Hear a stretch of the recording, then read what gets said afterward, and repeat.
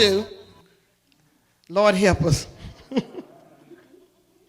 The first thing we need to do to overcome the flesh is, according to Matthew 18 and 8 through 9, is do amputation. Cut it off. Some people you got to cut off. If you want to be saved, I see some people now need to be cut off. They don't need to be together because you ain't good for each other. Both of you in the ditch. And if both of us in the ditch, who can get us out?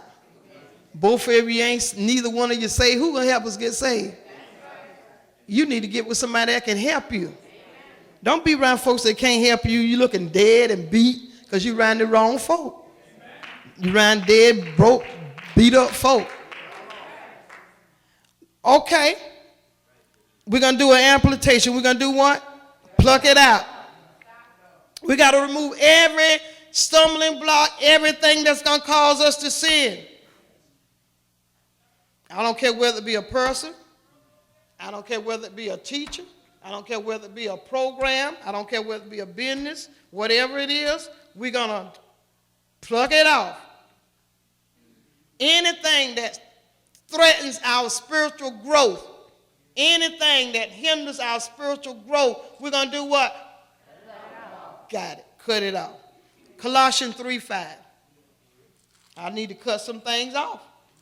He wants you to know this. We got to mortify. And mortify means to kill or deaden.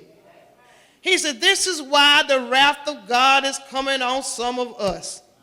Because of these things that I just mentioned in verse number 5.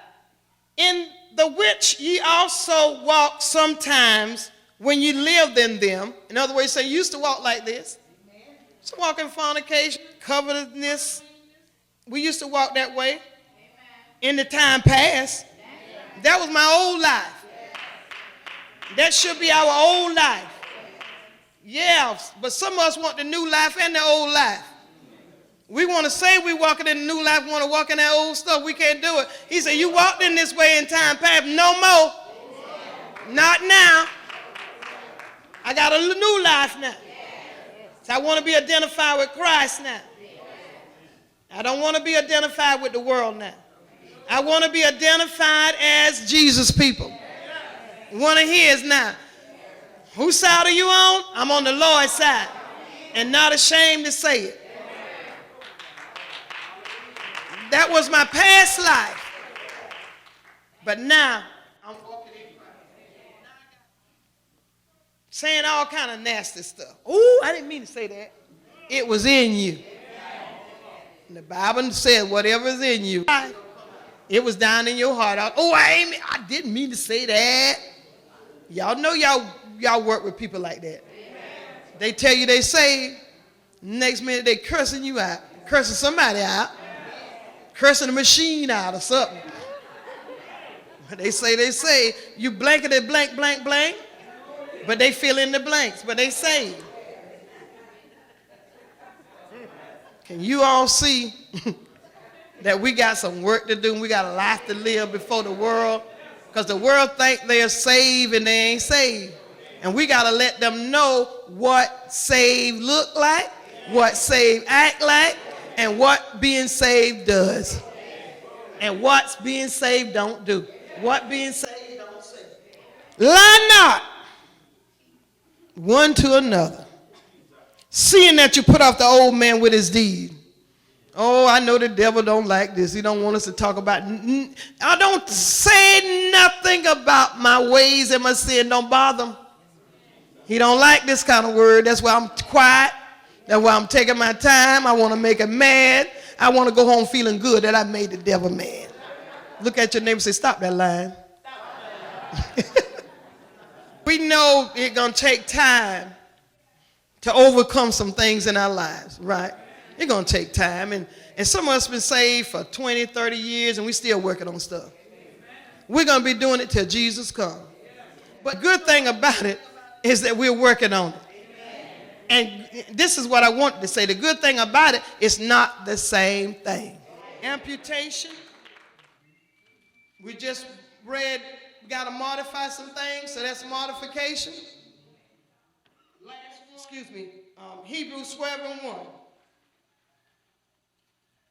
Wherefore, seeing we are compassed about with so great cloud of witnesses, let us lay aside every weight and the sin which does so easily beset us, and let us run with patience that we're going to deal with the root issues.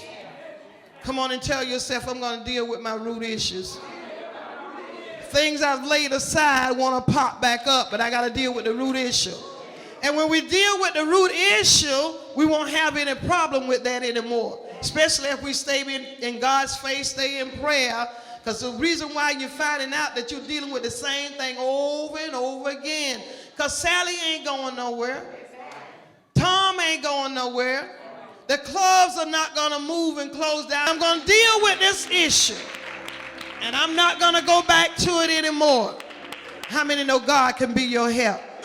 God is your helper. Come on, lift your hands up high. Glory. Thank you, Father. Raise your hand up real high. And I want you to talk to yourself. Oh, Shabbat. Come on, talk to yourself and tell yourself, I'm going to deal with the root issue.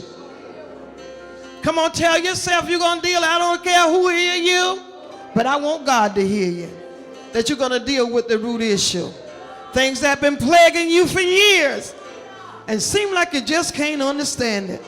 You don't understand why. You don't know which way to go. You don't know which way to turn. But I'm going to deal with the root issue. Because some things that I've laid aside, I constantly hear them calling me back. I constantly hear them plaguing me, wanting me to come back to those things that I've laid aside. But I made up my mind that I'm not going to pick them up. Because the Bible let us know that we got to work out our own salvation with fear and trembling.